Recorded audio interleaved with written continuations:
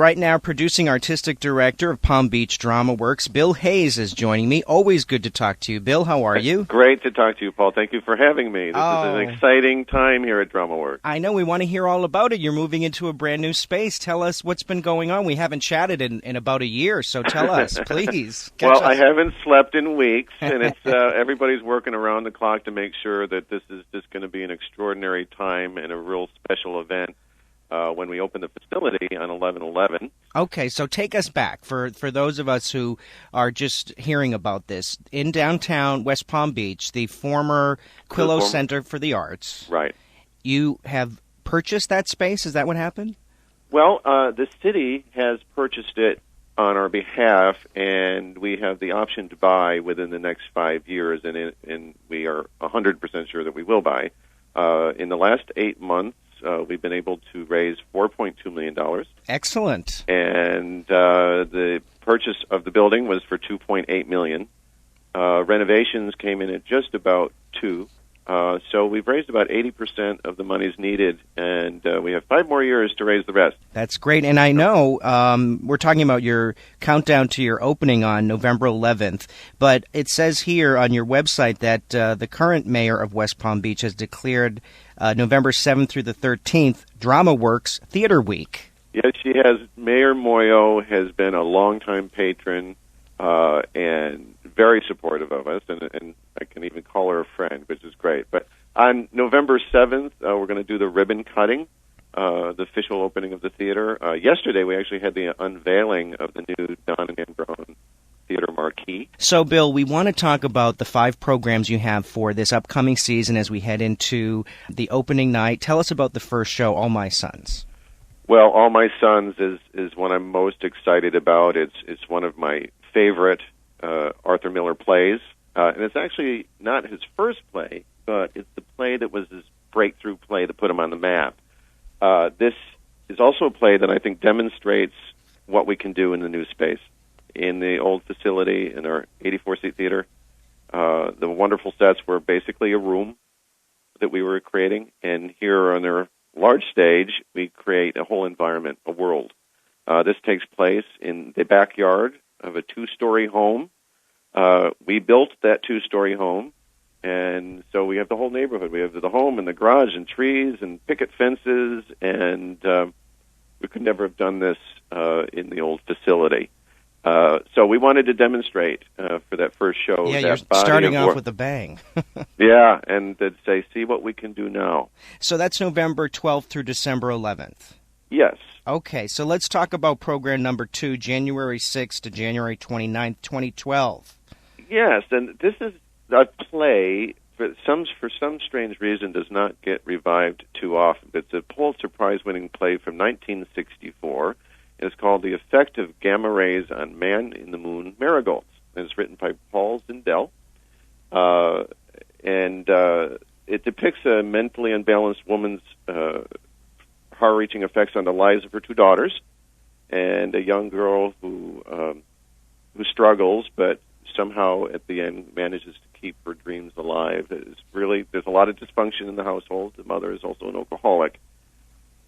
But in all this chaos, a young girl is inspired and mentored by a science teacher, and she ends up winning a science fair project and coming through in the end with just a ray of hope. And it's a beautiful, touching play, actually made into a movie directed by Paul Newman with his wife Joanne Woodward. Oh, really? Yeah, I think that was in the 70s. But it's a play that also deals with being bullied in school, and we hear a lot of that in the news today. So I thought there's a lot of themes here that are really relevant, and of course that's a lot of what Dramaworks does, is resurrecting these timeless classics and deals with themes that are still relevant today, as with in All My Sons, that deals with a lot of corruption during wartime. And that title, that's an interesting title. I can tell you what it means, but I'm going to let you figure it out. And actually, man on the moon, man in the moon, is actually a type of marigold.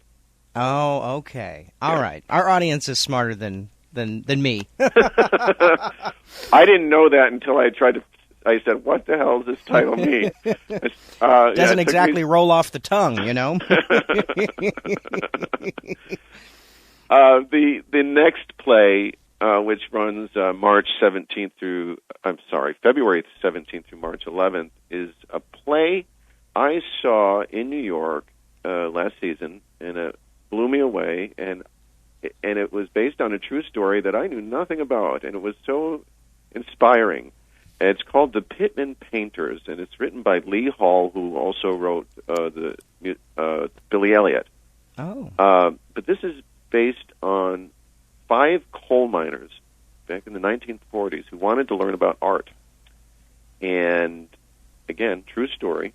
They invited a lecturer to come teach them about, the Picasso and the greats. And the professor became so frustrated that he decided he said, you're going to learn more about art by doing it. And what ultimately happened is these guys became this art world sensations, and they became these great painters, and they toured throughout Europe going on exhibits. And what makes it funny is they're working class guys who are discussing art, so you can imagine the humor in the play.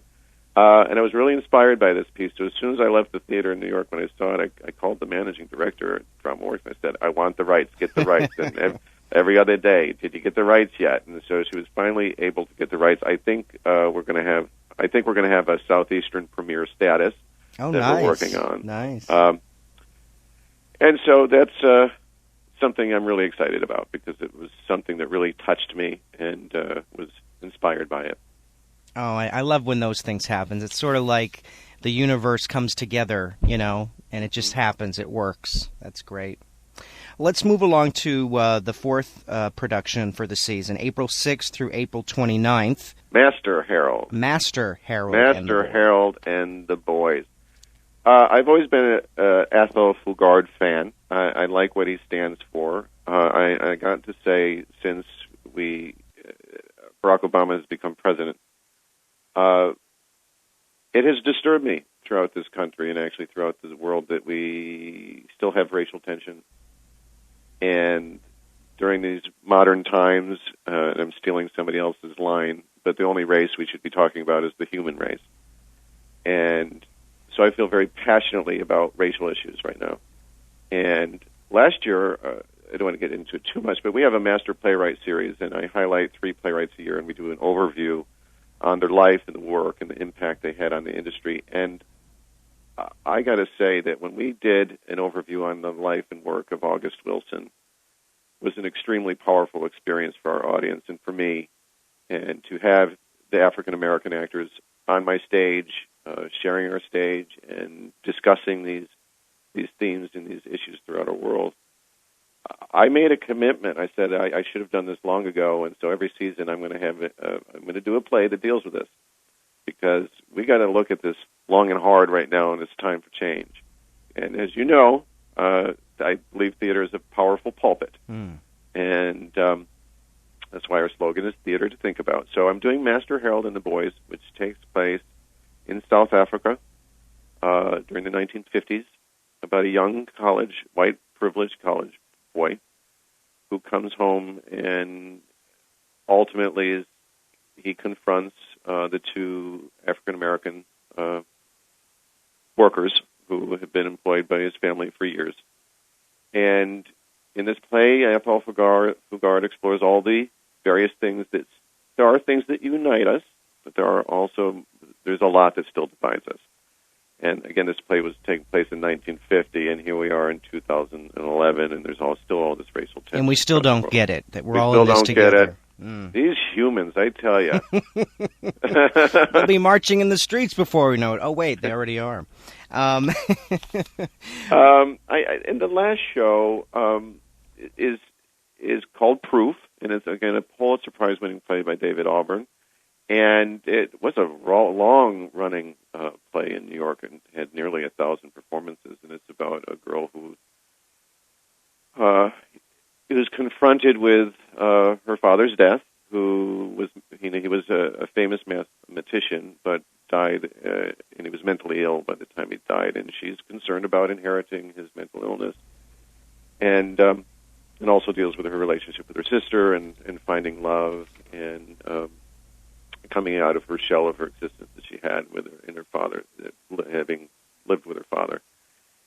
This, again, is Pulitzer Prize-winning play. I was a little concerned that this may have been an overdone play, and doing my research, I said, this has not been overdone in Florida. There's really not been, it's been like one professional production in the last 15 years. And I always like to end the season with a little bit of familiarity, and not something that I think is overdone, but a title that people might recognize a little bit more, and they maybe had seen it a number of years ago and might want to revisit it, because that final show is getting closer to the summer months, and it often helps to have that strong name recognition in that final show, just so it draw people. Not that I'm having any problems drawing people, because I've got to tell you, we are already like 75% sold out for next season. Oh, congratulations! That's really excellent. Isn't that exciting? Yeah, sure. But I'm not going to take it for granted, and I'm not going to get too cocky, because you got to earn it, and you got to work for it. Well, I think you have a great program on tap, and you have earned it, I was going to say, because the people are coming, and you've just expanded and expanded over the years, and now this new venture at the former Quillo Center for the Arts, downtown West Palm Beach. That's great. Oh, and I wanted to mention that there's some video of the new facility on your website, palmbeachdramaworks.org. And, yes, as of yesterday, it became the Don and Ann Brown Theater. They renamed it. It's now the Don and Ann Brown Theater. The Browns have been supportive of us for years, wanted to be involved in a big way, and a number of months ago they committed to a $2 million gift as the first seed in our capital campaign. So they've been very generous with us. They're very philanthropic in Washington, D.C., which is where their primary home is. And you may know from the Clinton administration, for 2 terms, she served as chair of the Consumer Product Safety Commission.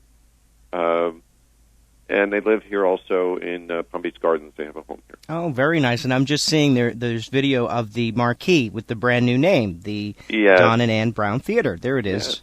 Grand opening, November 11th. We wish you the best of luck, and of course, PalmBeachDramaWorks.org has tickets, all the detailed information. And we've been speaking with producing artistic director of Palm Beach Drama Works, Bill Hayes. Bill, best of luck with the season, and thanks for joining us today. Thank you so much, Paul.